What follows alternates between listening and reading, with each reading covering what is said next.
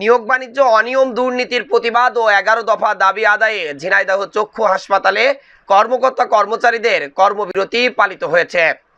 অবৈধ নিয়োগ, কেনাকাটায় অনিয়ম ও দুর্নীতির প্রতিবাদ সহ 11 দফা দাবি আদায়ে কর্মবিরতি পালন করছে ঝিনাইদহ চক্ষু হাসপাতালের কর্মকর্তা কর্মচারীরা। বুধবার সকাল থেকে কর্মবিরতি দিয়ে হাসপাতালের গেটের সামনে অবস্থান নেয় তারা।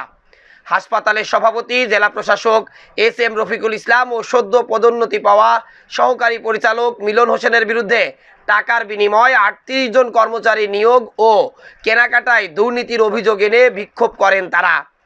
কর্মবিরতি চলাকালে হাসপাতালে চিকিৎসক, কর্মকর্তা ও কর্মচারীরা বক্তব্য দেন। তারা দ্রুত এসব অনিয়মের প্রতিবাদ জানিয়ে দুর্নীতিবাজদের বাধ্যতামূলক অবসরের দাবি জানান। এদিকে কর্মবিরতি পালন করায় ভোগান্তিতে পড়েছে জেলার বিভিন্ন উপজেলা থেকে এই সেবা নিতে আসা শত শত রোগী। এই জেলায় একটি মাত্র বিশেষায়িত চক্ষু রোগ নিরাময় কেন্দ্র বা চক্ষু হাসপাতাল এই ঝিনাইদহ চক্ষু হাসপাতালটি। দীর্ঘদিন ধরে জেলা ও জেলার বাইরের মানুষ এই হাসপাতালে আসেন চিকিৎসা নিতে। সেই হিসাবে হঠাৎ করে আজ কর্মবিরতিতে যাওয়ায় একেবারে এখানে যারা এসেছেন চিকিৎসা সেবা নিতে তারা পড়েছেন চরম ভোগান্তিতে।